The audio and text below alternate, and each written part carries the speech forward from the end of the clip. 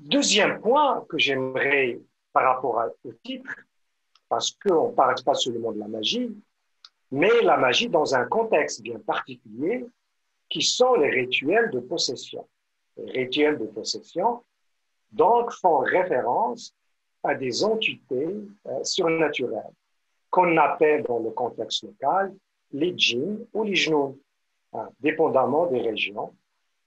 Et parfois, on les appelle indistinctement l'un et l'autre, djinn ou jnous. Le sihr, en général aussi, mais souvent, c'est-à-dire la magie, mais souvent en scène une interaction avec ce monde, avec ces entités, avec ce monde surnaturel, avec ces entités invisibles qui, en plus des djinns ou jnouns, qui peut être le démon, shaitan, les diables, l'afarit, etc. Donc, tout un ensemble d'une cosmogonie que j'aimerais tout de suite en dire un mot. Mais je sais pas, je préfère ne pas faire une synthèse assez je dirais, exhaustive de la question, mais donner la parole aux praticiens. C'est-à-dire comment eux conçoivent la magie, le sihr, en relation avec des entités surnaturelles ou invisibles. Donc, ces données en cours, ce sont l'ensemble des conversations, des discussions continues avec un faqih.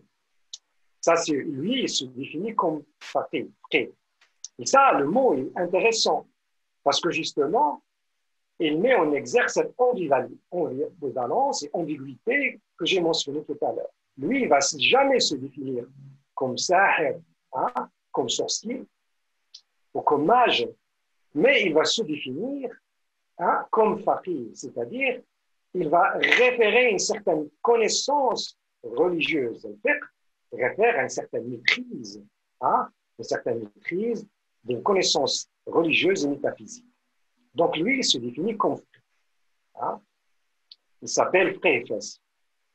Et c'est un grand spécialiste du monde, de la cosmogonie des djinns. Il a pratiqué pendant plusieurs années, une trentaine d'années, il a pratiqué la magie, et maintenant il dit qu'il ne pratique plus. Mais il a accepté de me parler de certaines de ses pratiques, de partager avec moi certaines de ses connaissances. Donc, comme je l'ai dit, la désignation, l'auto-désignation élucide déjà cette ambivalence mentionnée. Donc, pré et non sahih. C'est-à-dire, c'est la maîtrise d'un savoir qui le met du côté de l'orthodoxie religieuse. On voit tout de suite les stratégies d'emplacement, de remplacement, de légitimation dans ces pratiques. Donc, il ne se définit jamais comme sahih. Mais, en plus de cette autodésignation, c'est-à-dire les praticiens, ils ne se définissent jamais comme magiciens, mages ou sorciers, c'est-à-dire sahirin. Il y a aussi les gens qui vont chercher les clients, soi-disant, qui vont aller chercher ces praticiens. Eux-mêmes, ils ne réfèrent jamais à ces thérapeutes, à ces praticiens comme sahir, mais comme fuqaha, le pluriel de frères, pour justement ne pas délégitimer et ne pas se mettre du côté de l'hétérodoxie. C'est-à-dire, moi, je vais voir un faqih, c'est-à-dire quelqu'un qui maîtrise certaines connaissances pour pouvoir me guérir d'une certaine possession, d'un mauvais œil, etc. Donc, les conversations avec le faqih portent notamment sur la typologie du djinn, les différents types, les relations entre esprit, magie et voyance. 3, les rapports intimes entre esprit et humain. 4, sur la possession et les procédés thérapeutiques.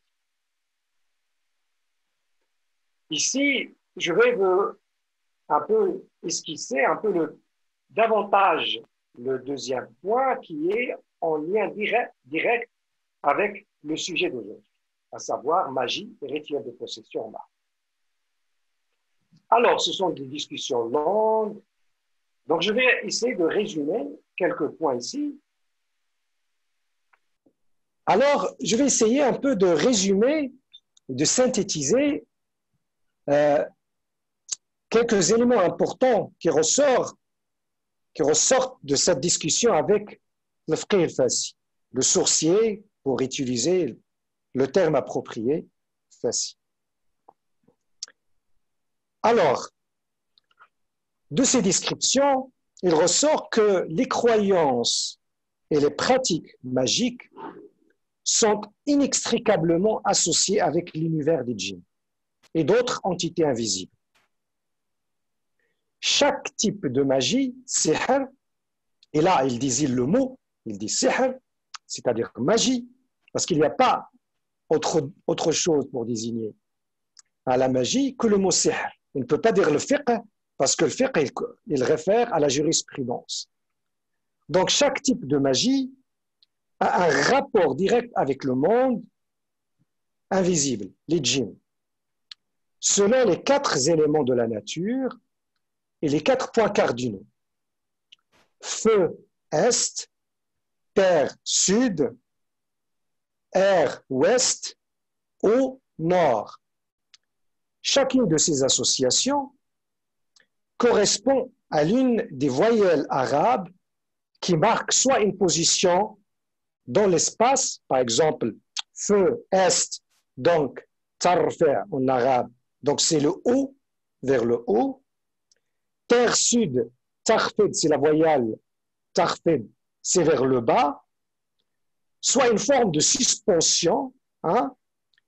Tansib, air ouest, ce qui est suspendu, tajzim, c'est-à-dire la voyelle al-jazm, au nord. Donc, pourquoi ça? Parce que les préparations magiques, en fonction de l'identité de l'esprit qui possède une personne ou un lieu, il ne s'agit pas seulement d'une possession à des humains, c'est aussi d'une possession de l'espace. Aussi, les préparations magiques se divisent-elles en 4 types. Ce qui est brûlé et qui monte vers le haut, ce qui est enterré dans la terre, ce qui est suspendu ou accroché dans un arbuste, un mur, et ce qui est dissolu dans l'eau et bu. Donc la préparation magique, pour interagir avec l'esprit possédant, en fonction de son identité, elle dépend de sa position et de son identité. Mais ces préparations magiques, elles peuvent être concoctées tant pour le bien que pour le mal. Donc il existe ainsi, selon lui, 2 grands types de magie, al-sihr al-rabbani, la magie divine, que mon interlocuteur désigne non pas par sihr, mais al-hikma al-rabbaniya, c'est-à-dire la sagesse divine. Donc, quand il s'agit d'une magie divine, c'est une sagesse, ce qui, encore une fois, réitère sa position entre que connaisseur, détenteur d'un savoir religieux faqih et non sahir. La sagesse divine, et puis il y a l'autre, ce qu'on appelle la sihr shaitani, la magie satanique. La première, d'après lui, s'acquiert par la piété, l'ascétisme et le soufisme, la mystique musulmane.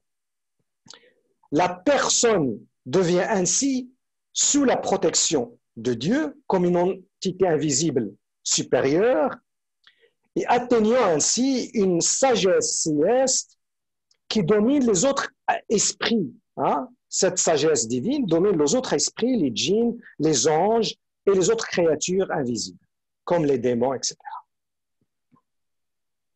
Donc, le fré, et non, donc on est toujours dans cette terminologie de légitimation, utilise cette sagesse pour guérir ou annuler les méfaits des actions sataniques. Comment? Un de ces procédés qu'il m'a décrit est le suivant. Il écrit, par exemple, le nom de la victime possédée et celui de sa mère. Toujours, jamais le nom du père. C'est toujours le nom de la mère associé au nom de la victime. Pourquoi? Parce qu'il dit qu'on est, les humains, le jour du jugement, on est toujours appelé par le nom de nos mères, mais jamais par le nom de nos pères. Donc, il écrit le nom de la victime et celui de sa mère, c'est-à-dire fille ou fils de tel et son nom. Le nom de la mère, c'est une force contraignante, il dit. Donc, si la victime est absente, si elle est là, tant mieux, mais si elle est absente. Donc, on peut faire une magie par distance, parce que le distanciel s'applique aussi à la magie. Si la victime est absente, on prend à la place sa photo, ses vêtements ou ses cheveux, par exemple. On récite l'une des sourates les plus utilisées, c'est la sourate, la première, la deuxième sourate après l'ouverture, c'est la sourate de la vache. Et puis, on la récite sur un verre d'eau et on dit, littéralement, que Dieu annule le sortilège qui accable telle fille ou fils de tel, avec les noms bien spécifiés. Donc, la victime, on boit une partie et se lave avec une autre partie. Ce rituel, il confirme, le frère Fassi, affaiblit l'esprit, il le chasse. C'est un esprit malfaisant. Donc, c'est un djinn satanique qui garde ce sortilège. Parce que la magie, justement, et c'est ça l'association assez étroite entre magie et esprit, c'est que chaque sortilège est protégé par un esprit. Et donc, pour se défaire de ce sortilège, il faut justement vaincre ou chasser cet esprit. Et donc, l'effet du sortilège, une fois l'esprit chassé du corps, le sortilège est annulé. Ça, c'est pour ce qui est de ce qu'il appelle la sagesse, al-hikma rabbani, la sagesse divine, ou, disons le mot, la magie divine. Pour ce qui est de la magie satanique, selon toujours les termes qu'il utilise, par exemple, la magie satanique peut être ce qu'on appelle ici dans le langage local le tiqaf, c'est-à-dire faire un nœud, nouer quelqu'un pour qu'elle ne puisse plus accomplir son rôle, soit en tant qu'épouse, époux, soit en tant qu'amoureux, soit en tant que quelqu'un qui est performant dans son travail. C'est-à-dire, on va nouer son activité humaine. Il y a aussi l'action de tafriq. Ce sont tous des mauvaises actions. Tafriq, c'est-à-dire séparer. Et en général, séparer des amoureux, séparer des membres de la famille, séparer des gens qui sont liés avec des attachements forts et qui dérangent quelqu'un et qui justement fait ce sortilège et recourt à un sorcier pour faire un sortilège pour séparer, faire ce qu'on appelle at-tafriq, séparation. Puis il y a tamrid, par exemple, rendre quelqu'un malade, rendre quelqu'un malade ou impuissant. Donc ce sont des actions, des mauvaises actions, et donc nécessairement, c'est de la magie satanique, et c'est le démon, Satan, démon, shaitan, qui inspire. Et là, c'est intéressant. Écoutez tout de suite ce qu'il va dire. Ce qui inspire la voyante. Donc, il va faire tout de suite une distinction genrée.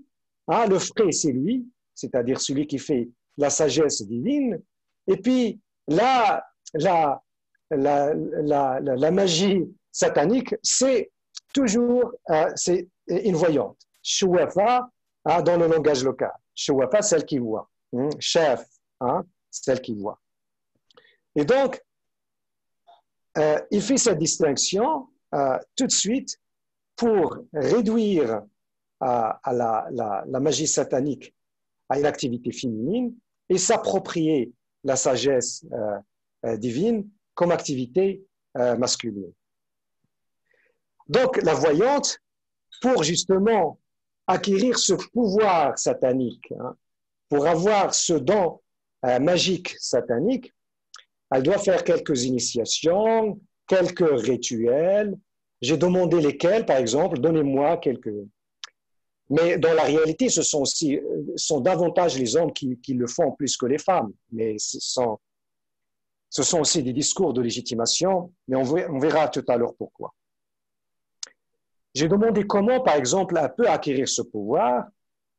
C'est-à-dire, il m'a dit, je le cite, en pratiquant des choses et en utilisant des objets, ce qu'il appelle shirki, c'est-à-dire polythéiste, c'est-à-dire en associant à la divinité, à Dieu, d'autres divinités, hein, par certaines actions, hein, notamment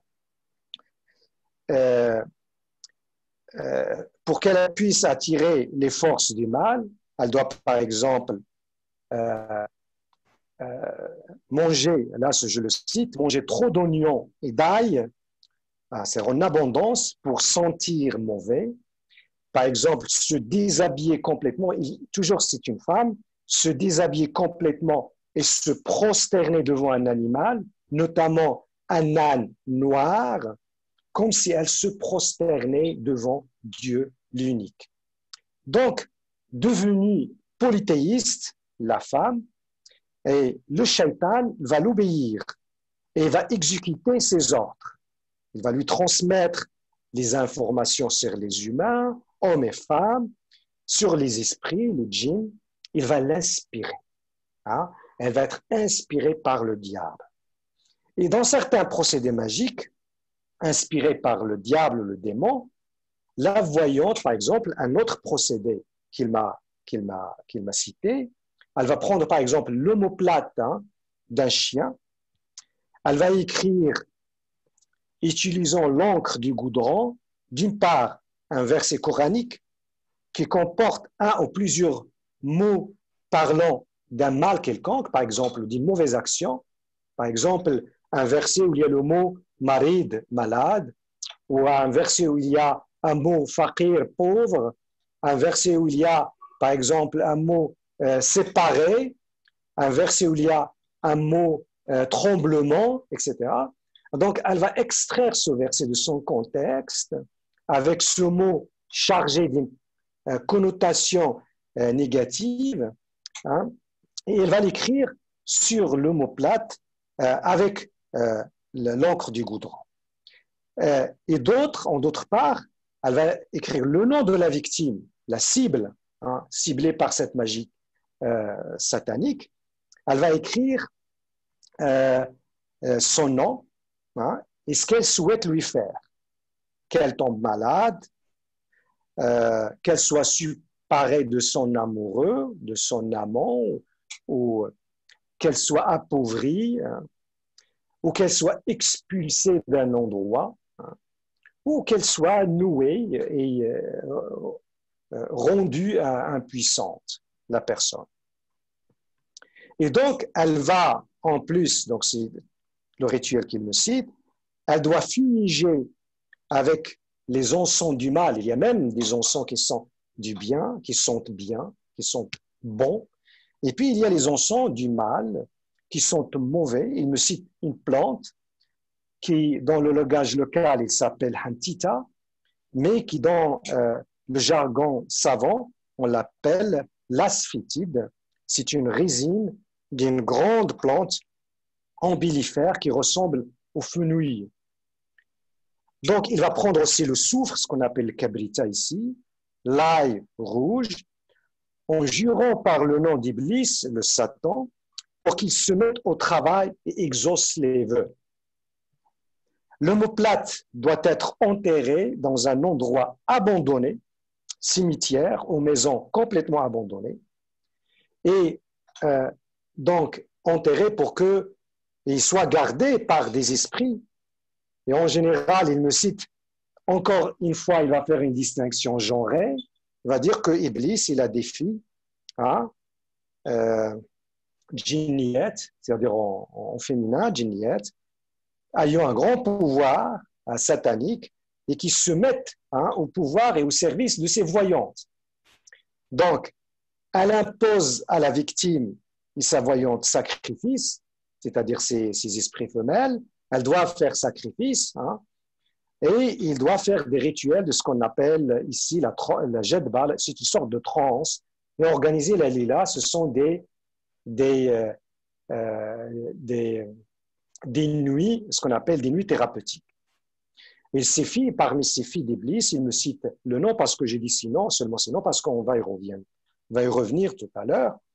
Malika Iblis, c'est-à-dire Malika, fille d'Iblis, et Aïcha, fille d'Iblis, c'est-à-dire sont parmi les esprits femelles puissantes qui peuvent procurer cette puissance magique et satanique à ces voyantes. Donc, ici, on voit que le frère, notre sorcier, qui se désigne, qui s'autoproclame comme frère, savant, hein, introduit une distinction genrée entre sagesse divine, une magie blanche, soi-disant, exercée par les fuqaha dont lui, hein, faqih, connaisseur et pratiquant de la parole de Dieu, et d'autre côté, il y a les pratiques sataniques, la magie noire, pour rester dans une distinction utilisée par l'anthropologie, donc magie blanche, magie noire, pratiquée généralement par les shawafat, les voyantes, qui adorent Satan et ses djinniyettes, esprits femelles acolytes. Donc, ici, on est dans cette distinction.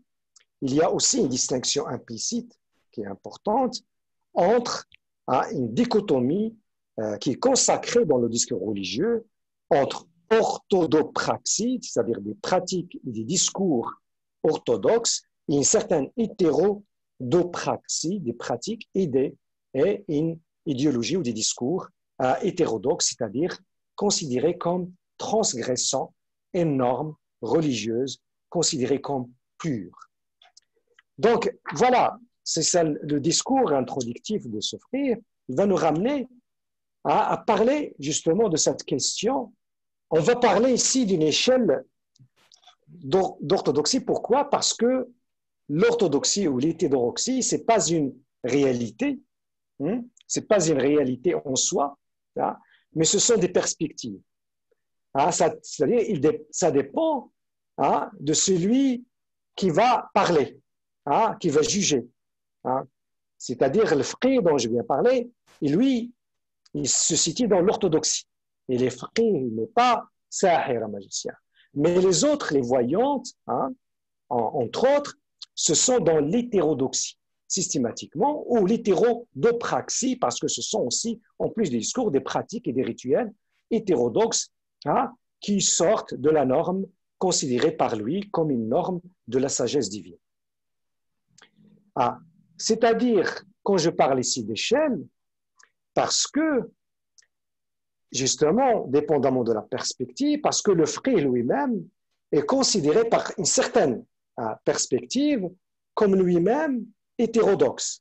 Parce que Rabbani, au nom, divin au nom, il pratique une certaine magie, il fait des rituels, il extrait des textes coraniques de leur contexte, il a recours à des actions qui, pour certains d'autres praticiens, qui sont considérés comme illégitimes et donc hétérodoxes. Donc, c'est justement pourquoi je parle de cette échelle. Chacun est hétérodoxe par rapport à l'autre. Et l'orthodoxe lui-même est considéré par l'autre comme hétérodoxe. Par exemple, si on prend les rituels salafis, les rituels salafis de l'exorcisme, eux, ils se situent selon leur discours dans la hiérarchie de la légitimité. Pourquoi? Parce que justement, ils n'utilisent pas. Donc, eux, ils font exactement, ils exorcisent, ils font un rituel d'exorcisme, très simple, bien sûr, mais un rituel quand même. Ils se disent orthodoxes, ils utilisent seulement le texte sacré le Coran. Il utilise certaines herbes spécifiques, par exemple, ce qu'on appelle ici le figel, bien la rue, Rutama montana ou Rutana calapensis. C'est une herbe considérée comme une herbe qui expulse l'esprit, qui a un pouvoir, qui a un pouvoir exorcistique incroyable. Et ça, je crois, c'est une croyance assez commune parmi les praticiens qui pratiquent l'exorcisme. Ils ont recours à une certaine violence, par exemple, violence symbolique. Quand je parle de violence symbolique, l'exorciseur qui appartient dans cette idéologie salafie, il va avoir recours, par exemple, comme la sorcière ou le sorcier considéré par le salafi comme hétérodoxe, il va avoir recours à certains textes coraniques, par exemple, qui contient des mots qui connotent une certaine négativité. Lui, il va recourir aussi à certains textes coraniques, certains versets qui connotent une certaine violence. Il va brûler, parce que dans le discours salafi, il y a certains versets et certaines sourates, petites sourates, qui ont un pouvoir innitique, c'est-à-dire innitique ou inné, qui permet de brûler les esprits, de les chasser des corps des possédés. Donc, il va avoir recours à cette violence, à ces versets, qui brûlent les esprits. En plus d'une violence physique, parce qu'il va aussi avoir recours à un combat, parce que pour lui, ce n'est pas son interlocuteur, ce n'est pas le possédé, parce que le possédé est considéré comme une planche inerte qui ne va rien sentir. Son interlocuteur véritable, c'est l'esprit possédant. Et pour cela, il va avoir un recours à un arsenal de violence physique. Il va utiliser des chocs électriques, il va utiliser un câble pour battre, il va brûler, etc.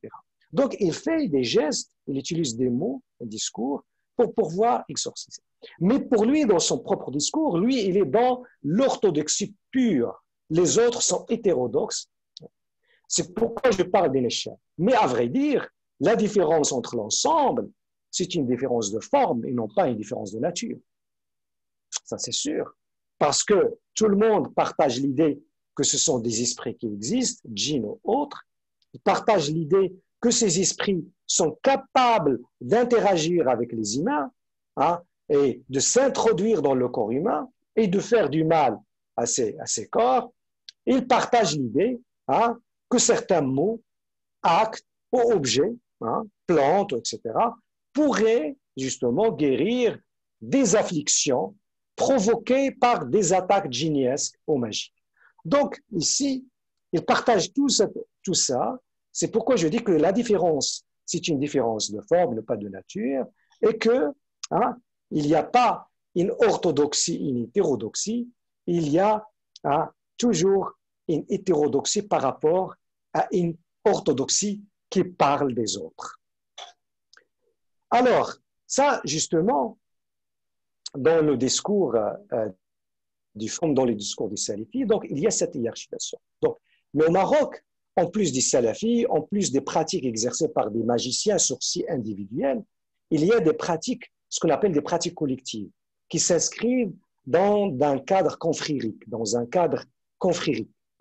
ou dans un cadre maraboutique.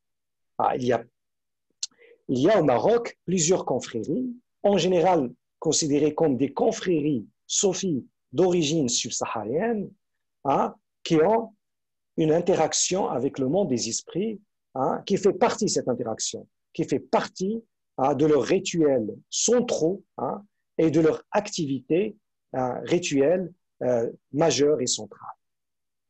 Parmi ces confréries, il y a par exemple les Ahmadja, plusieurs études qui ont été faites. Les Ahmadja sont les plus connus, avec les Gnawa justement, avec les Gnawa et avec les Rissawa. C'est les trois grands confréries qui ont un commerce assez permanent avec le monde des esprits, et que cette interaction avec le monde des esprits fait partie de leur rituel, je dirais, rituel religieux. Alors, par exemple, je vous montre dans une petite ville à côté d'une petite ville à 80 km de de Marrakech, un rituel organisé par la confrérie d'Ahmed Shah au sein d'un sanctuaire religieux lors de la nativité du prophète. C'est-à-dire le Maoulid, ce qu'on appelle le Maoulid. Et le Maoulid, c'est un moment important pour ces activités rituelles. Et justement, c'est un moment très, très important pour que, premièrement, les maîtres de la possession, femmes et hommes, hein, voyantes, frères ou sorciers, confréries, etc., renouvellent leur alliance avec les esprits, hein, et justement pour pratiquer leur rituel. Ici, par exemple, ici, ce sont d'Ahmed Shah, hein, parce que la grande confrérie d'Ahmed Shah est située dans la région de Meknès, mais on trouve des congrégations, hein, partout dans le Maroc. Ici, la ville s'appelle Qal'a, c'est juste à côté de Marrakech, à 86 km. Donc, le rituel, contrairement au rituel du Fqih, contrairement au rituel des Salafis, hein, c'est un rituel qui fait appel à la musique. La musique, c'est une composante importante dans ce rituel. Et ce rituel, il s'appelle, elle a un mot, la tranche, j'ai dit, mais le mot, il est important, le mot en marocain, il s'appelle hadra. Hadra, qui veut littéralement dire présence. Ça veut dire, c'est une musique qui fait appel à l'esprit pour qu'il soit présent, pour comparaître. Hein? Ils vont le faire comparaître avec un chant musical.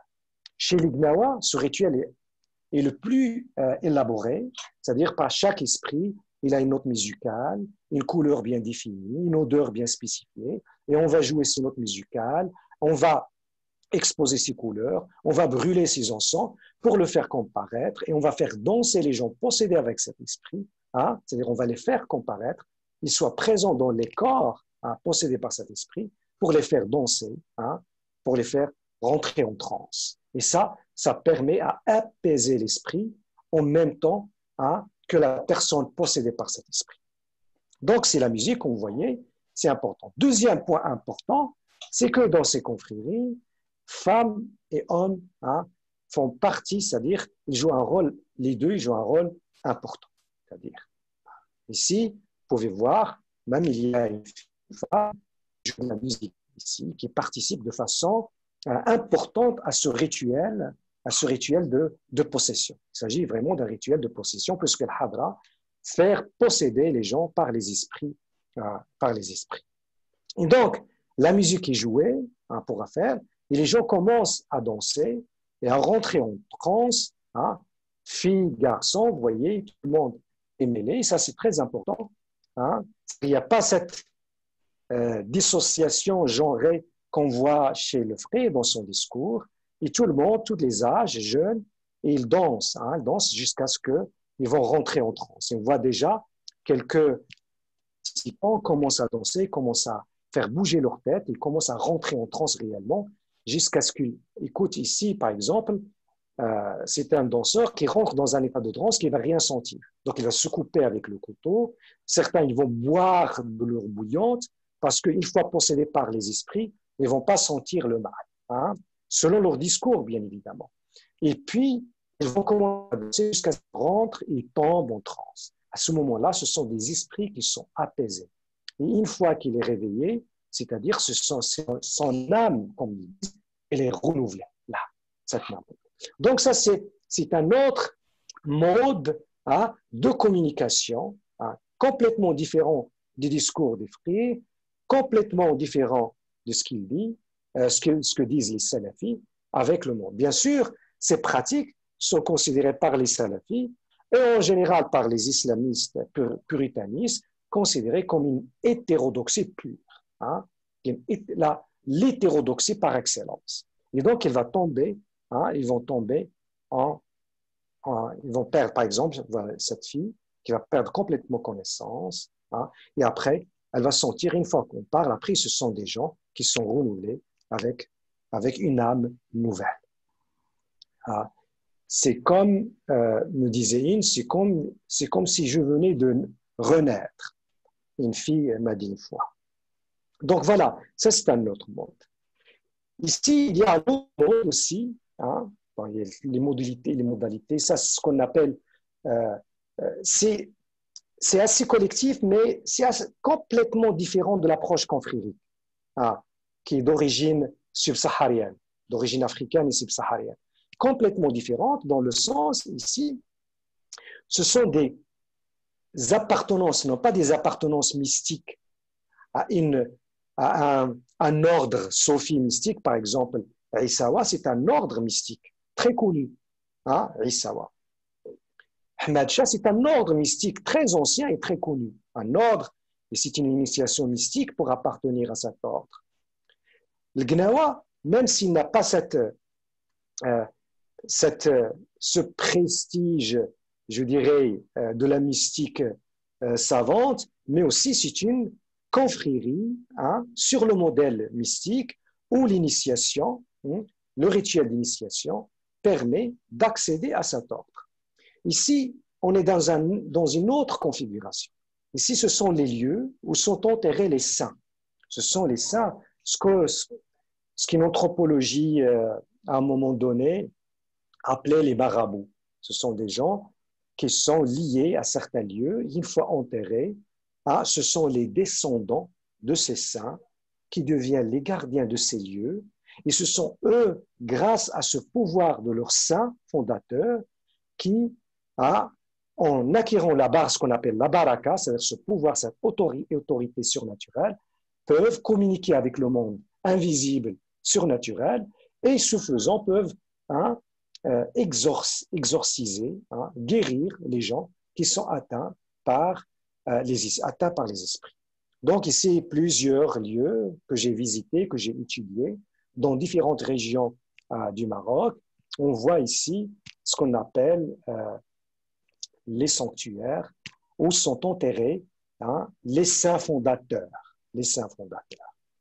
Et ces saints fondateurs, donc, ici, ce qui est important, parce que ici, c'est très important, ce qui est très important ici, c'est la généalogie. C'est-à-dire, ce sont les descendants biologiques et non pas les descendants mystiques du saint.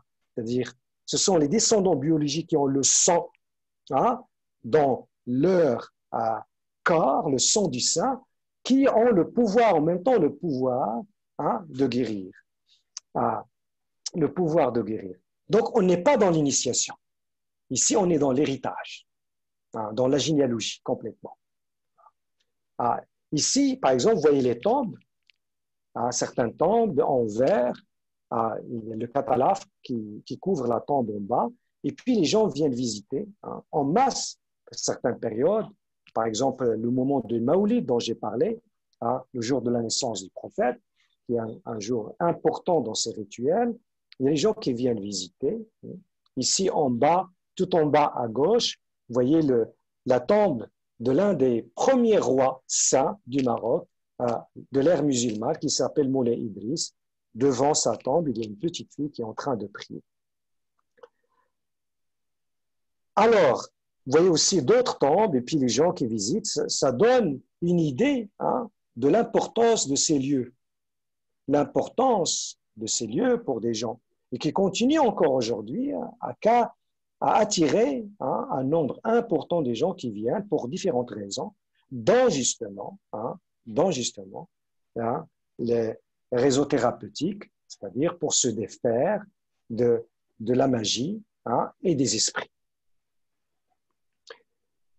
Alors, ça, ce sont les clients qui viennent. Par exemple, j'ai parlé de la généalogie, je vous montre exact. Vous voyez, par exemple, ici en bas, tout en bas, tout en bas, ce sont les guérisseurs d'aujourd'hui.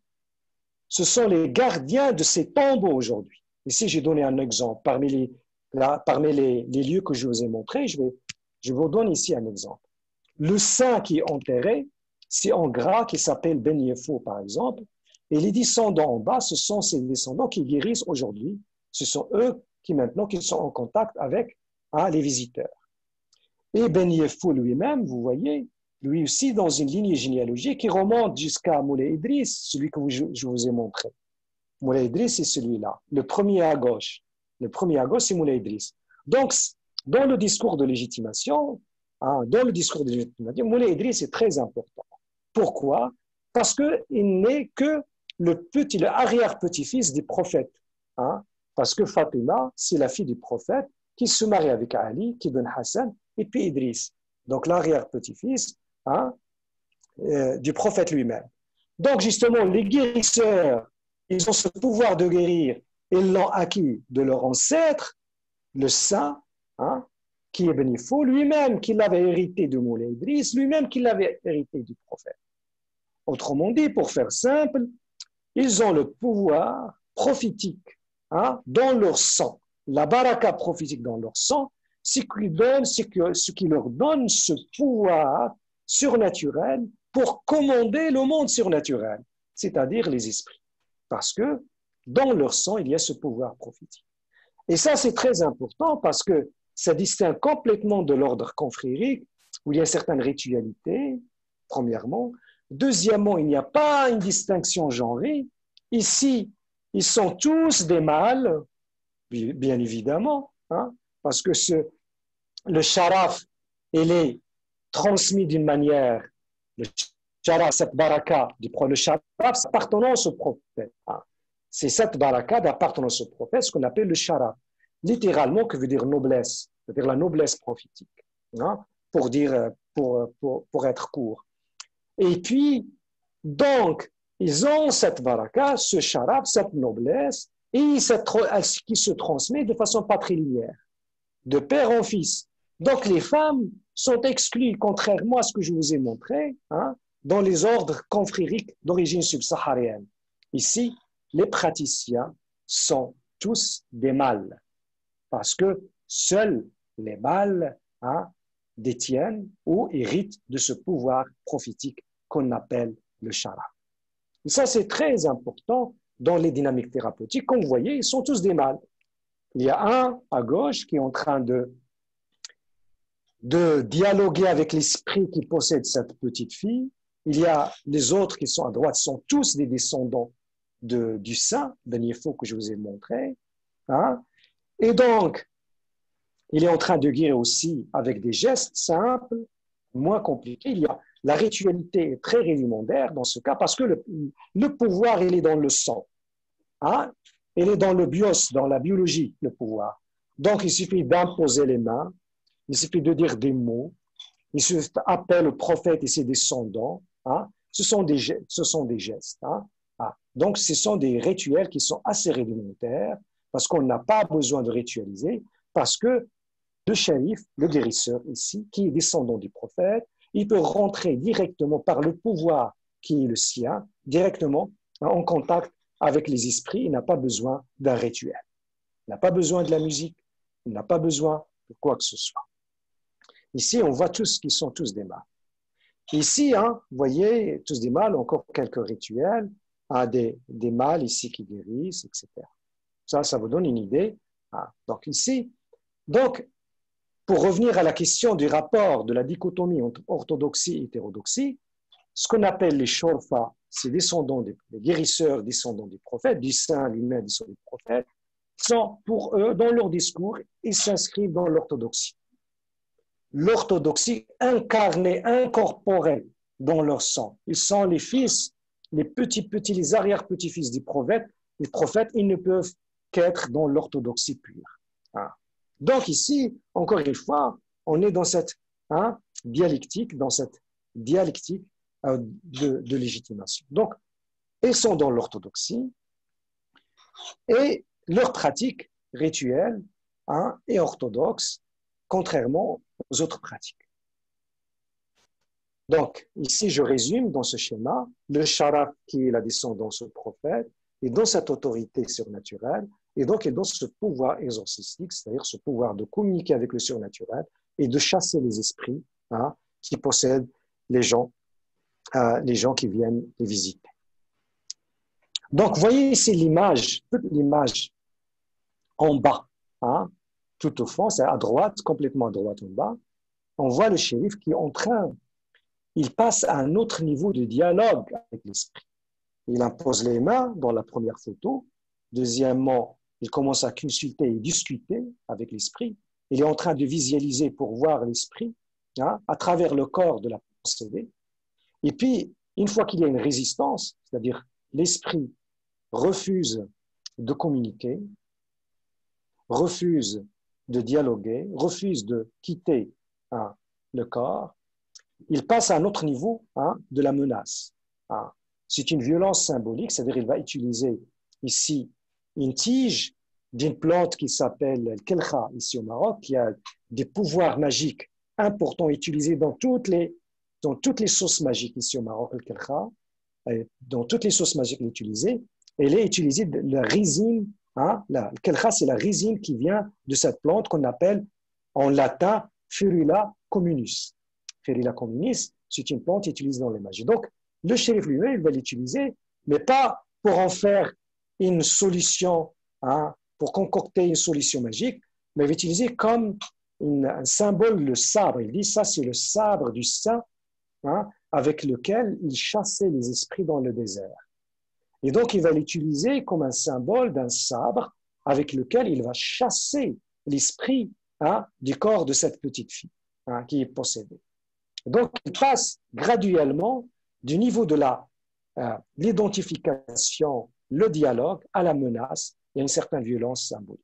Mais contrairement au frère, le sorcier dont j'ai parlé, et contrairement à la pratique salafi, le shnif, il passe rarement à la violence physique. Je dis rarement.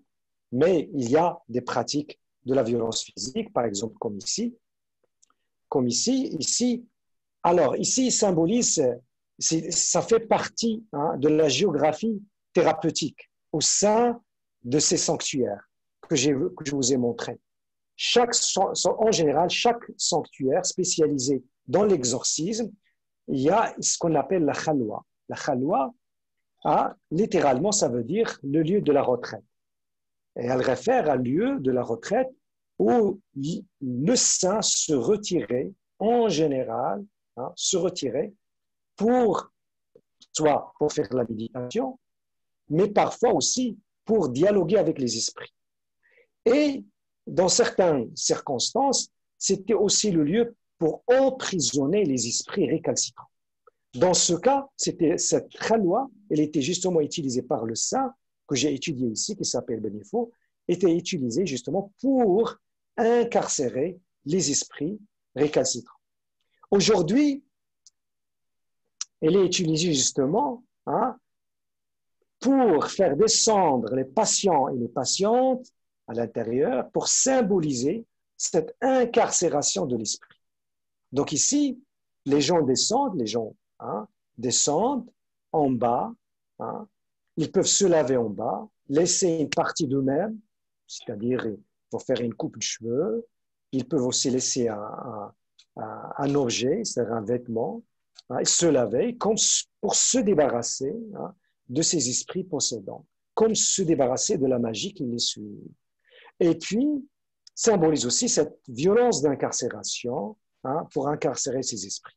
À un moment donné, ça, je l'ai pas visualisé moi-même, je l'ai pas observé, mais je l'ai entendu sur le terrain que la khalwa était destinée aussi pour enfermer les possédés pendant des périodes assez prolongées. Ils descendent, ils sont enfermés complètement avec un cadenas pour une longue durée jusqu'à ce que l'esprit se rende, jusqu'à ce que l'esprit quitte le corps. À un moment-là, le corps, une fois qu'il est libéré de l'esprit, la possédée ou le possédé, elle est libérée aussi de cette khalwa, de cette grotte. Donc ça, c'est assez varié. Vous voyez ici des gens qui descendent. Maintenant, c'est un geste assez ordinaire, assez symbolique. Il n'y a plus cette incarcération durable, mais c'est une incarcération symbolique pour affaiblir l'esprit. Donc, pour revenir à la question du genre, à la question du rapport entre orthodoxie et hétérodoxie, je vous montre ici cette photo. Ce cas, c'est assez particulier parce que c'est l'illustration exemplaire de ce que je viens de dire depuis le début, de ce que le frère me disait depuis le début, ce que je vous ai relaté par rapport à cette distinction genrée entre un savant divin qui a le savoir divin et la sorcière ou bien la voyante qui a un savant satanique. Vous voyez, il y a deux portes qui se ressemblent. Hein. Vous voyez, la porte proximale, par rapport à moi, bien sûr, la porte proximale, c'est l'entrée du sanctuaire où il y a le saint enterré. Donc, où ses descendants exercent encore aujourd'hui ces rituels exorcistiques. De l'autre côté, la porte distale, de l'autre côté, c'est une entrée pour une autre institution. Cette institution, c'est ça l'institution. Ce que je vous ai montré, c'est là. Ça, c'est les lieux, c'est l'endroit. Ici, par exemple, ça, c'est l'entrée. Au milieu, la première au milieu, en haut au milieu, ça, c'est la première entrée, l'entrée proximale. Donc, les gens vont rentrer de sa porte pour aller dans le sanctuaire, pour aller à Al-Khalwa, pour aller visiter les shorfas. Ici, tous ces lieux, ce sont les lieux à l'intérieur de cette institution. Ici, c'est l'autre entrée. Et le mot est complètement différent. Zawiya. La zawiya, c'est un mot très connoté ici, et qui veut dire à la fois un espace mystique, et il peut se désigner aussi une voie mystique. À la fois la voie mystique et le lieu où se pratiquent les rituels mystiques. Ici, c'est un lieu. Et ce lieu, assez extraordinaire, il n'est pas détenu par les descendants du saint. Elle est détenue par cette femme. La femme en blanche qu'on voit, c'est une jeune femme qui s'appelle Bouchra. Et elle va créer de cette institution une institution compétitive. Donc, elle va s'inscrire dans une filiation mystique et la Zawiya. Elle va s'approprier du saint local, elle veut dire qu'elle aussi, elle appartient à cette lignée, mais pas de façon biologique, mais de façon spirituelle et mystique. Deuxièmement, elle va créer quelque chose qui n'existe pas. C'est-à-dire que c'est une femme dans un contexte patrilinéaire où la transmission se fait d'homme à homme, elle va commencer à exercer en face. Bien sûr, vous comprendrez tout de suite que dans le discours des shorfas de l'autre côté, c'est la sorcière. C'est la sorcière. C'est la voyante. C'est Satan. C'est elle, leur pratique, c'est l'orthodoxie, c'est la pureté, c'est le divin. Elle pratique la magie satanique. Tout ce qu'elle fait, c'est du sihr. Et on voit justement, elle a un arsenal assez extraordinaire.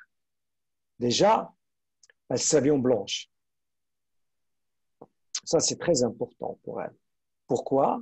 Parce que la couleur blanche signifie les esprits blancs. Les esprits blancs, ce sont des esprits pieux. Ce sont des esprits croyants. Ce sont des esprits pacifiques. Ce sont des esprits bienveillants. Donc, elle s'inscrit dans cette lignée de ces esprits blancs.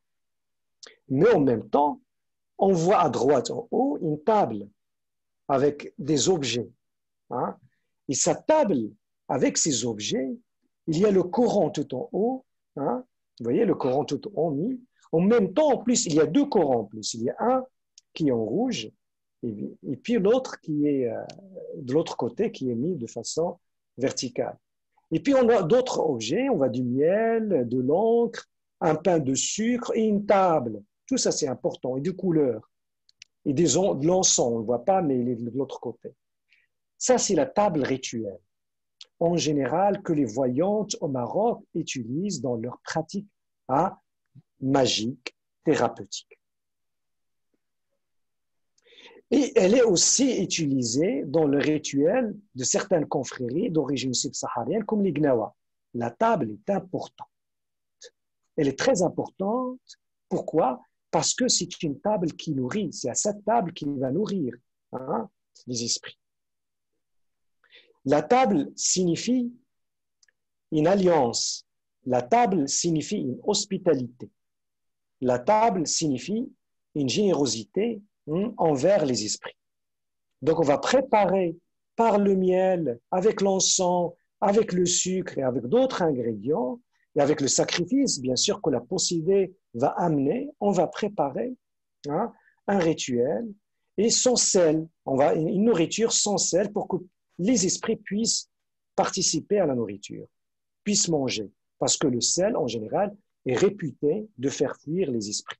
Et nous, ici, on ne veut pas les faire fuir, on veut les faire participer. Ils viennent participer. Dans certains rituels que j'ai observés, Boshra, elle utilise la table aussi comme un instrument de musique. On va taper sur sa table pour faire le hadra, c'est-à-dire pour faire comparaître, pour appeler les esprits pour qu'ils viennent participer à la danse, participer au repas. Donc ici, on n'est pas dans une démarche, exorcistique, mais dans une démarche adorcistique, c'est-à-dire appeler l'esprit pour qu'il possède de façon pacifique l'esprit, le corps, justement, pour renforcer cette alliance et pour pacifier cette alliance, justement. Et ça, c'est très, très important. On voit en bas qu'elle utilise aussi une autre technique de voyance très connue. On utilise le chapelet, le chapelet que beaucoup de pratiquants utilisent après la prière pour faire le dhikr, c'est-à-dire pour répéter les noms de Dieu, etc. Elle va l'utiliser justement, elle va l'égrener tout en interrogeant les visiteurs. C'est des femmes ici, mais ça peut être des hommes aussi. En les interrogeant, dit-on, pour faire l'identification de l'esprit. En égrenant le chapelet, elle va commencer à essayer d'identifier l'esprit, d'identifier le mal. Le mal, justement, le mal et l'affliction, les deux. Et en bas à droite, il y a une autre technique, ce qu'on appelle la technique de l'œuf. Donc, elle va casser un œuf, elle va le débarrasser de son blanc, elle va commencer à le laver en interrogeant, en parlant avec la cliente ou le client, tout en regardant pour voir. Ça, c'est de la voyance. Justement, c'est une technique de voyance. Pour pouvoir voir l'avenir et voir justement, quel est l'esprit, quelle est la magie, ce qui ne va pas. Ce qui ne va pas. Donc, Boshra, ici, elle va combiner plusieurs procédés magiques, disons les mots, mais sans connotation négative. Sans connotation négative. Elle va mélanger, elle va faire un certain syncrétisme de plusieurs procédés utilisés au Maroc magique pour pouvoir exercer. Donc, elle va augmenter son éventail de pratiques rituelles et médiumniques. Et ça, c'est important parce que elle va devenir une grande concurrente religieuse, dans le sens global du mot religieux, la magie y compris, et aussi économique. Vous voyez dans la photo tout en bas, à gauche, il y a beaucoup de pans de sucre, il y a des bouteilles de fleurs d'oranger, il y a c'est de l'argent, on ne voit pas l'argent, mais l'argent est tout de suite mis au-dessus. Ce sont des dons, parce que le rituel, aussi bien chez Boshra que chez les autres, qu'avec le faqih dont je parlais au début, implique un don. On ne peut commencer le rituel qu'avec un don. Et le contre-don, c'est justement débarrasser le client de son affliction. Donc, il y a une affaire économique qui se joue là ici, c'est-à-dire ce sont des dons. Et en augmentant son éventail thérapeutique médiumnique, c'est-à-dire elle va devenir une concurrente économique au shorfa qui exerce de l'autre côté, juste à 2 mètres, à 2 mètres de la zaouia. Et donc, il y a donc dans ce discours de légitimation orthodoxie, hétérodoxie, il y a aussi une dimension matérielle. Il y a aussi une dimension matérielle importante. Vous voyez, pour finir, parce que le temps ne permet pas d'aller, pour finir, elle va aussi intégrer à son éventail les pratiques que les shorfa exercent elle-même. C'est-à-dire, elle va utiliser la férule comme moyen de thérapie pour chasser les esprits. Donc, elle va incorporer, elle va s'approprier de l'ensemble des, d'aller syncrétiser de l'ensemble des rituels magiques et thérapeutiques utilisés au Maroc, l'intégrer dans son, parmi ses compétences. Ici, on voit c'est un homme qui vient visiter, c'est pas seulement, justement, j'ai fait exprès pour montrer ça, on dit que ce sont les femmes, non, c'est aussi un homme qui vient pour les mêmes raisons que les femmes qu'on a vues tout à l'heure, pour visiter Bouchra, justement, pour qu'elle le soulage de certains de ses maux. Si, après, on va discuter peut-être d'autres choses, mais le temps ne permet pas d'aller plus loin. Donc, je vous remercie et à vous, à vos questions et commentaires. Merci. Merci. J'aurais beaucoup de questions à vous poser parce que c'est assez impressionnant comme exposé, voilà. Et par contre, il y a une chose qui m'a beaucoup étonnée. J'ai cru comprendre que toutes ces femmes, les femmes surtout, étaient des lettrées parce qu'elles écrivent, si j'ai bien compris. Et ça m'a beaucoup étonnée, ce qui veut dire qu'elles sortent d'un système scolaire normal pour aller faire certaines choses plus ou moins magiques. Je ne peux pas parler de toutes les femmes, mais la majorité des femmes praticiennes, ils ont un minimum de scolarité. Ils ne sont pas des lettrés, mais ils ont un minimum de scolarité, mais ils ont une certaine connaissance pratique et une intelligence intuitive considérable, parce que, justement, leur pratique ne découle pas d'une appartenance généalogique. C'est une pratique, c'est une connaissance acquise. C'est une connaissance acquise par un itinéraire initiatique qui commence déjà souvent à l'adolescence. Et ces pratiques, ce sont elles-mêmes possédées par des esprits et qui vont essayer d'apprendre à maîtriser leurs esprits durant ces voyages initiatiques. Ce sont des voyages dans le sens aussi bien figuré que dans le sens réel. Donc, ils vont voyager parmi des confréries, parmi des saints, ils vont rencontrer des malades, ils vont rencontrer des voyantes, ils vont rencontrer des praticiens, ils vont apprendre beaucoup.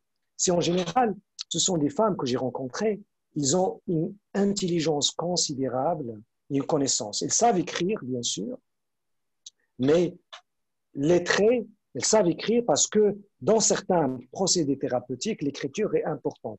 Par exemple, Bouchra, elle aussi, elle procède à certaines formes d'écriture. Ce qui est incroyable, elle est mariée avec un des shorfas de l'autre côté. Mais c'est elle qui exerce, pas lui. Pourquoi? Parce qu'il y a une certaine forme de domination, parce que ses esprits sont beaucoup plus forts, ses esprits, et justement parce qu'elle a une connaissance plus grande. Elle a un savoir plus grand, un savoir acquis. Et quand on dit acquis, c'est-à-dire que ça demande un effort, ça demande de l'expérience. Contrairement au pouvoir de guérison des shofas qui est un pouvoir donné par la biologie. Merci. Et quelle est l'importance de ces pratiques dans le quotidien des Marocains et comment est-ce que c'est perçu par les autorités religieuses? Excellente question, comme d'ailleurs la première, ce sont des questions magnifiques. Je crois que l'importance, je vous ai montré certains moments d'effervescence, c'est-à-dire des lieux, pour montrer cette importance justement, pour dire que ce sont des lieux très visités, ce sont des femmes très consultées. Moi, j'habite à Rabat, par exemple. Je vais dans des lieux, par exemple, ici, c'est l'urbain. Ce que je vous ai montré, c'était le rural.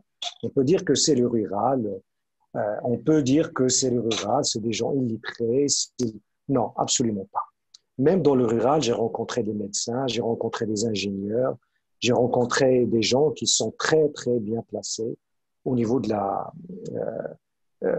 au niveau socio-économique, mais aussi au niveau académique. Donc, c'est pas une question illettré ou pas.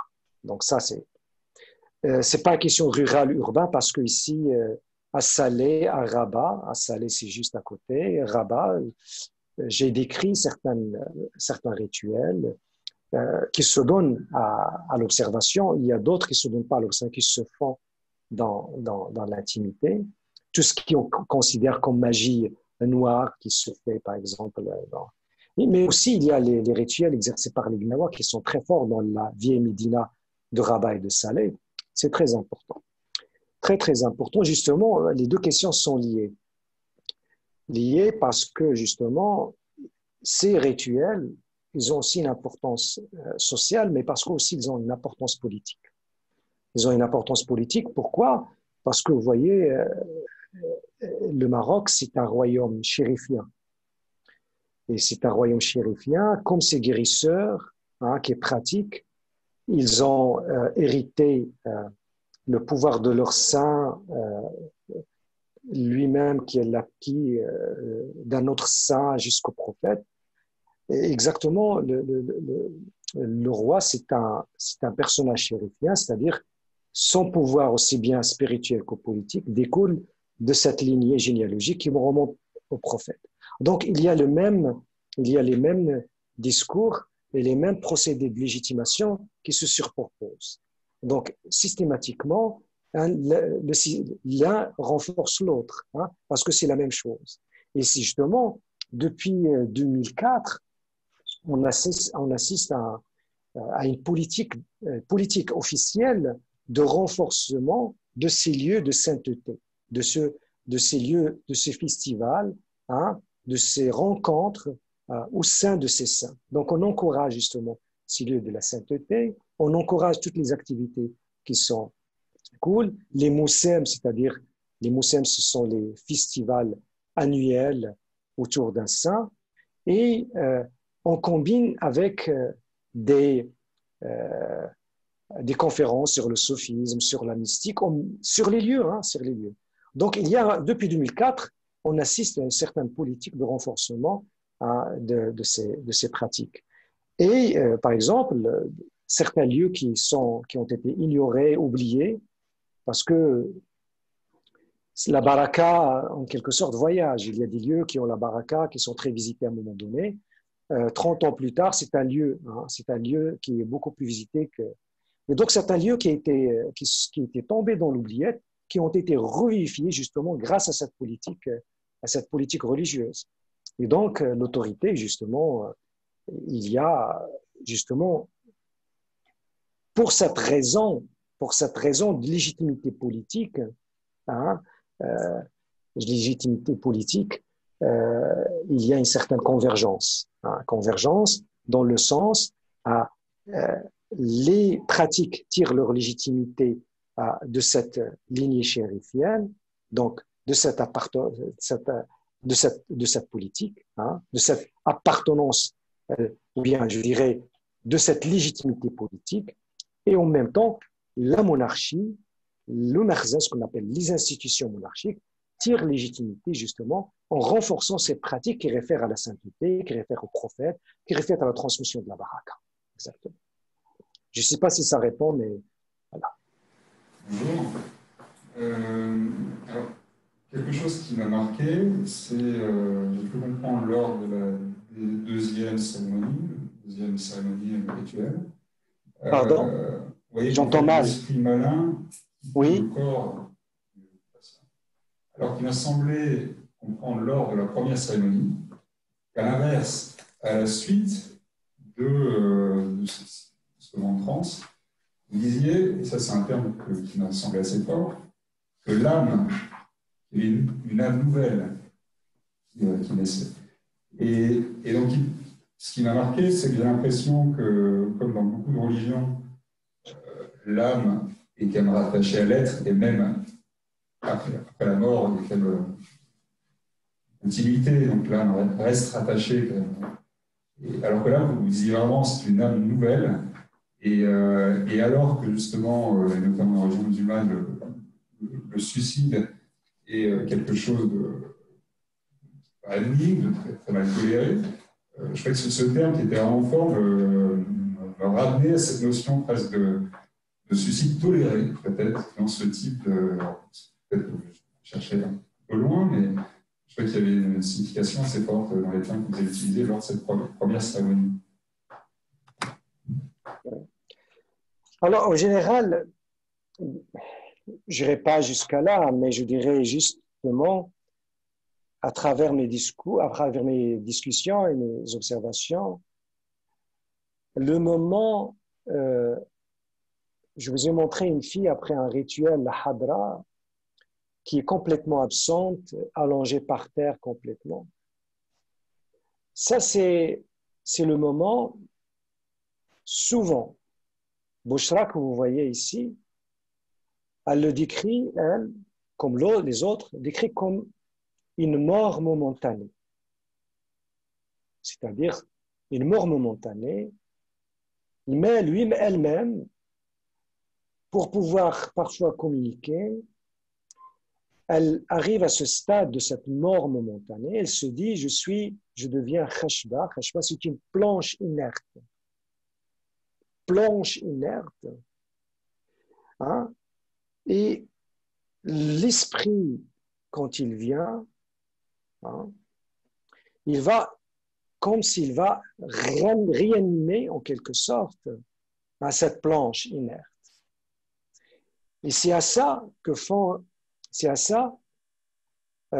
les praticiens et les praticiennes, et en général les femmes dans ce cas, font référence, hein, à cette âme renouvelée, à cette nouvelle âme renouvelée. C'est-à-dire comme si, hein, et ça c'est les termes de Bouchra, hein, une autre âme m'habite. Ça justement, on peut le prendre au sens figuré, comme on le prend le sens réel. À partir du moment où il y a un esprit qui habite, il y a justement une réanimation, une animation, quelque sorte, pour utiliser le terme, une nouvelle animation avec une autre énergie différente.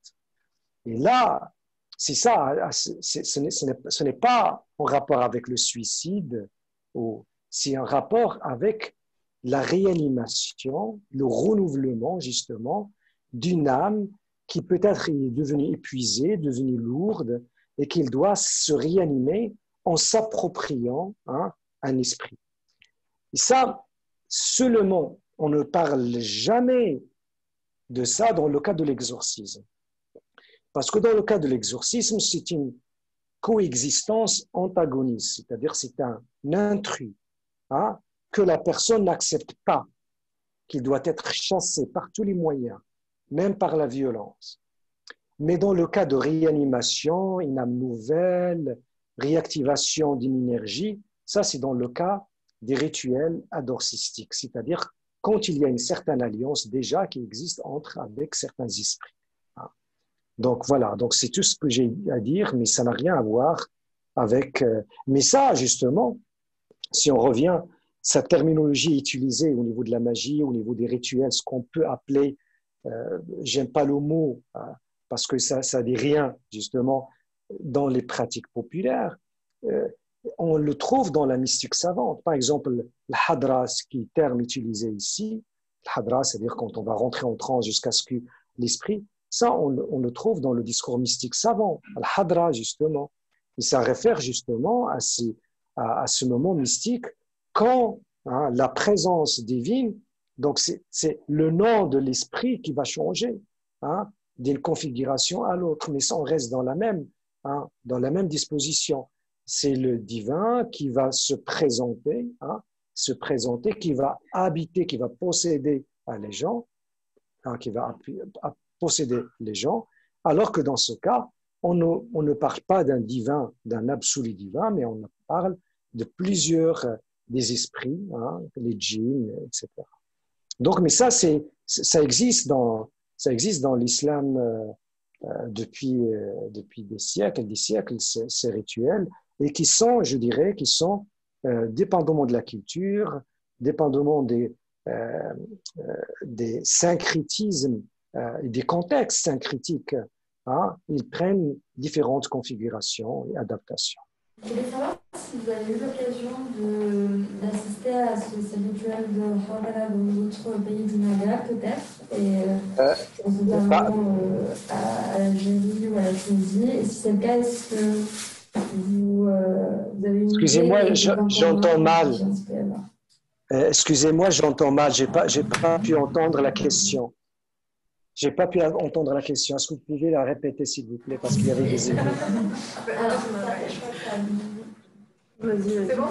Bon, alors, je voulais savoir si vous avez pu avoir l'occasion d'assister à ces rituels de Hadra dans d'autres pays du Maghreb, notamment la Tunisie et l'Algérie. Et si c'est le cas, est-ce que vous avez une idée des différences et des points communs qu'il peut y avoir avec le Maroc ou pas? Merci. Personnellement, non, j'ai pas pu faire des observations. J'étais dans des lieux de culte, de sainteté qui sont assez similaires. En Algérie, j'étais à Oran, à Sidi Bou Saïd aussi en Tunisie. J'ai pas pu assister à des rituels de façon, mais j'ai visité des lieux, j'ai vu des gens qui visitent. C'est presque assez similaire, avec peut-être beaucoup moins d'intensité que le Maroc. Le Maroc, c'est assez, justement pour les raisons politiques et les raisons politiques que j'ai expliquées, c'est moins intense, c'est moins fréquenté, mais ça existe, c'est la même chose.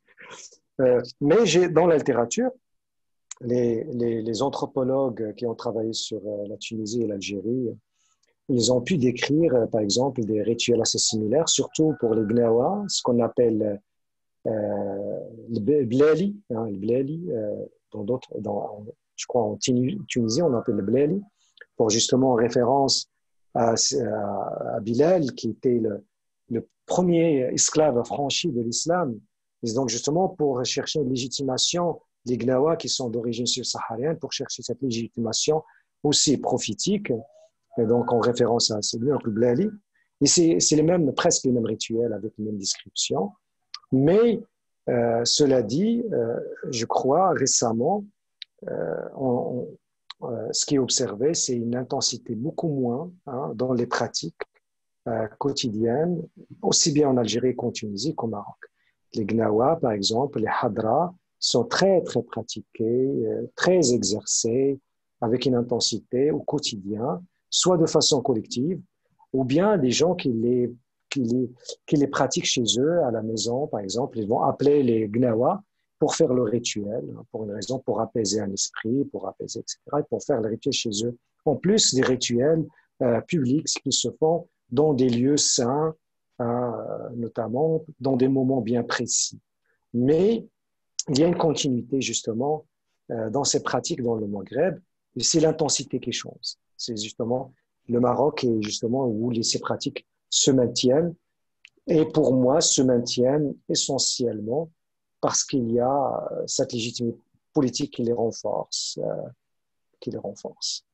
Parce que Shorfa qui pratique, les confréries religieuses même, les confréries mystiques maintenant, eux-mêmes se disent descendants des prophètes, cherchant cette légitimité. Et à un moment donné, cette légitimité religieuse, mystique et politique coïncide, se superpose, ce qui fait que ça renforce les pratiques encore aujourd'hui. Ça n'a rien à voir avec, justement, je dis ça, j'y insiste, ça n'a rien à voir avec, parce que j'ai en tête ce que dit Douté, qui a écrit un livre magnifique qui s'appelle Magie et religion, je crois en 1908, c'est l'un des... Il fait des descriptions magnifiques, il fait des descriptions magiques de la magie. Et pour lui, justement, il avait déjà observé que le Maroc, il y a ces activités, il décrit dans tout le Maghreb, c'est assez présent, mais au Maroc, il y a une certaine, pour lui, il dit c'est une conservation. Il va utiliser un terme archéologique, c'est-à-dire que ces pratiques sont, mais ça c'est le discours évolutionniste de l'époque, c'est-à-dire que c'est comme on cherche une espèce assez conservée dans un état pour pouvoir l'observer, le mieux. Donc pour lui, le Maroc, c'était un lieu où ces activités sont beaucoup plus conservées, se pratiquent encore avec intensité, et donc c'était le lieu idéal pour faire des observations ethnographiques. Je crois on est loin de cette explication évolutionniste. Je crois que pour moi, c'est une explication davantage sociopolitique, davantage politique que évolutionniste. Oui, je voulais savoir si ces pratiques n'étaient pas oui, n'était pas critiqué ou attaqué par les islamistes ou des groupes salafistes qui s'en prendraient à ces mausolées, ces personnes qui pratiquent la rituel. Oui, s'y attaquer, oui, verbalement, dans le discours, mais justement, s'y attaquer physiquement, non, ça n'a jamais été le cas. Ça n'a jamais été le cas, probablement pour les mêmes raisons politiques, parce qu'ils sont des lieux protégés, c'est des lieux considérés par ça. Ici aussi, pour des raisons sociales, parce que pour une majorité de la société, ce sont des lieux qui sont sains, qu'il faut respecter. Donc, s'y attaquer, mais dans le discours, bien sûr, ça dépend des islamistes, parce que les islamistes, c'est un éventail assez large, qui va des islamistes mystiques, par exemple, comme l'Adl ou l'Ihsan, qui eux-mêmes cherchent une certaine légitimité dans la mystique, dans le soufisme. Donc, ce sont les islamistes je dirais, le groupe islamiste le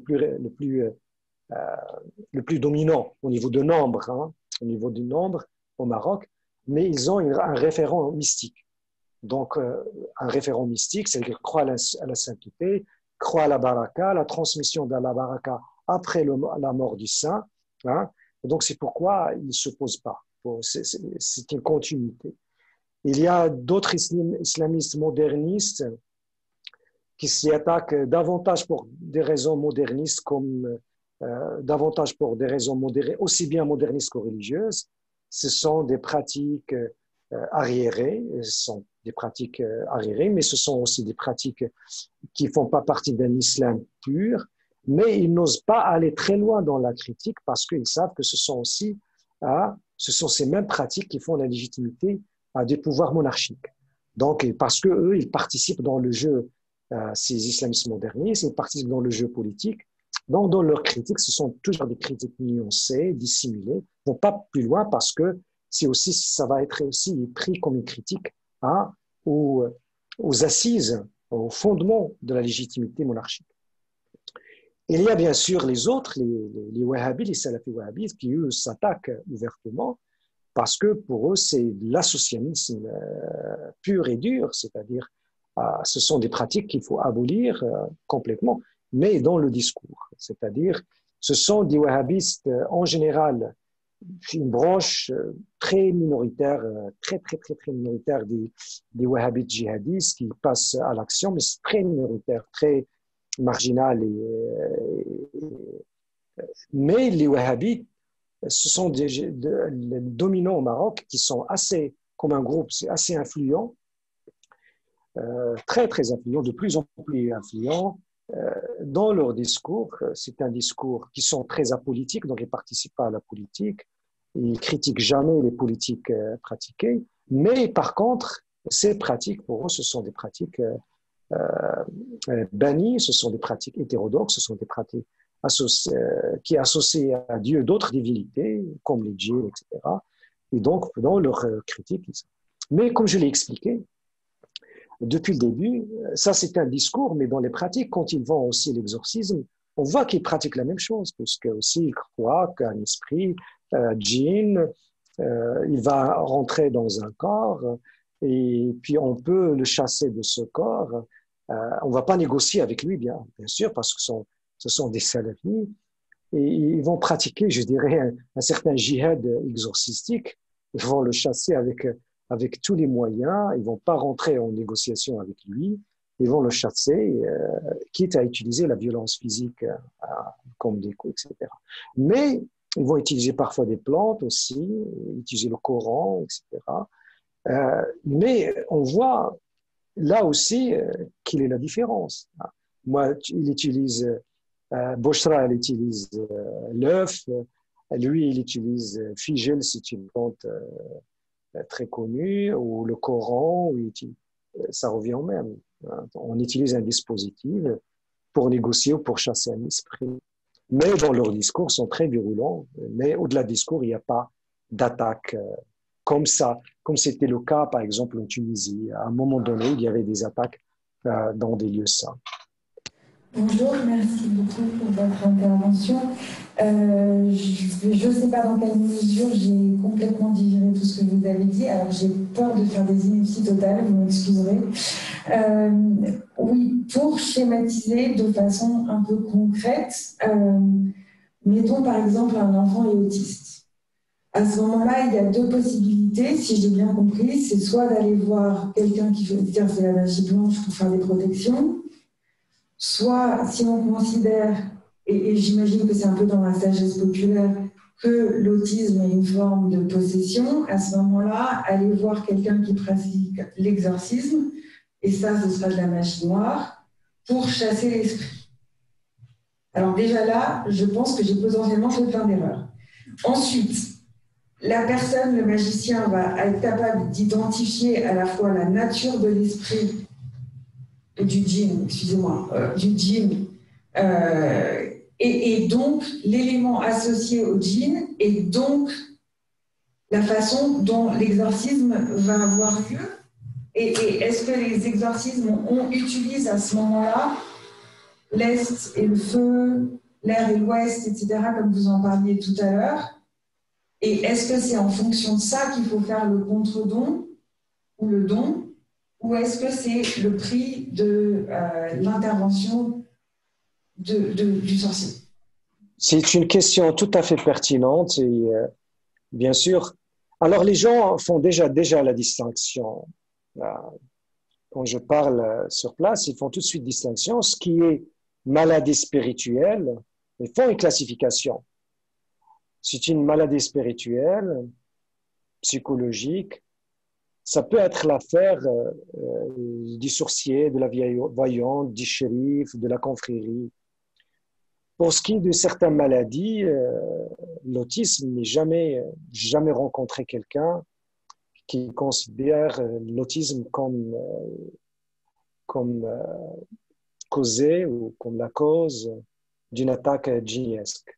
Jamais. Mais les maladies psychologiques en général, psychiatriques, l'épilepsie, ou parfois même certaines maladies physiques comme la puissance sexuelle, physico-psychologique, je dirais, l'impuissance sexuelle, la fatigue générale, parfois le fait d'être empoisonné, etc. Ça peut être la spécialiste de ce praticien.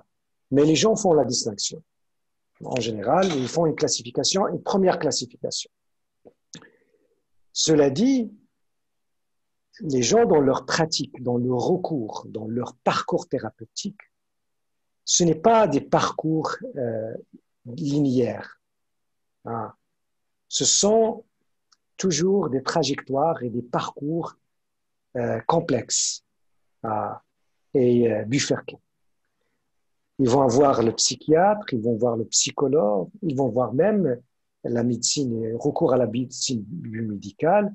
Ils vont associer à ça un recours à la voyance. En même temps, ils vont voir le frère. Ils vont essayer tous les moyens. Ils vont faire un parcours. Ils vont essayer, ça marche pas. Ils vont essayer. C'est pas qu'ils essaient. Chaque fois, on est renvoyé à un autre spécialiste parce qu'on a à la limite de la spécialité des spécialistes précédents. Donc, tous ceux que j'ai rencontrés dans les lieux que je vous ai montrés, ils ont des parcours complexes, ils n'ont pas linéaires. Ils ont déjà vu un psychologue, ils ont déjà allé chez plusieurs saints, des dizaines, avant de venir aux saints où je les ai rencontrés, ils avaient déjà fait un parcours ailleurs, dans d'autres saints, étaient chez les Gnawa, ils ont fait les sacrifices. Donc c'est troisième point. Troisième point, cela dit, ça répond à l'autre question, c'est-à-dire quel rituel ils vont faire. Ils vont faire, selon leur parcours, des rituels différents. Mais le rituel dont vous avez parlé, c'est-à-dire les points cardinaux, ils font tous des identifications de l'esprit, mais le rituel diffère. L'identification d'esprit selon les points cardinaux, selon l'orientation, selon le haut, le bas, ça c'est la spécialité du sorcier, celui que je vous ai montré au premier, le frère. En général, Ce sont en général des sorciers savants qui maîtrisent une connaissance d'un savoir magique livresque, l'ivresse, comme lui, l'ivresse. Il maîtrise la connaissance du Coran, il maîtrise la connaissance d'un savoir de la magie l'ivresse, comme al-Tawri, comme al-Bouni. Donc, ils ont un savoir l'ivresse, et ils utilisent sur l'avoir l'ivresse, s'ils ont toujours avoir recours à l'écriture, et selon l'esprit, ils vont, cette écriture, soit la brûler, soit l'accrocher, soit l'enterrer, Donc, voilà. Pour les autres, ils font l'identification, ils vont pas, certains vont recourir à l'écriture, mais c'est une écriture parmi d'autres, rudimentaire, qui est incluse dans un rituel beaucoup plus complexe. Il englobe le sacrifice, l'hospitalité des esprits, etc. D'autres, ils ont recours à la musique et la hadra. Donc, c'est des rituels différents selon les spécialistes. Chaque spécialiste il a un répertoire complètement différent. Bouchra, on l'a vu, justement, son cas est exemplaire, elle a associé les registres. Elle a associé les registres et à chaque fois, elle va utiliser un registre selon la première discussion avec la cliente. Donc, ça dépend. Elle dépend de sa négociation, cette identification. Elle va faire la visite, selon ça, elle va avoir recours à l'un ou l'autre, ou à 2 ou 3, ou à 4 à la fois.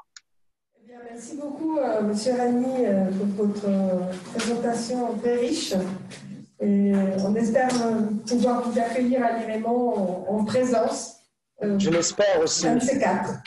Un de ces 4, je l'espère. Bon week-end.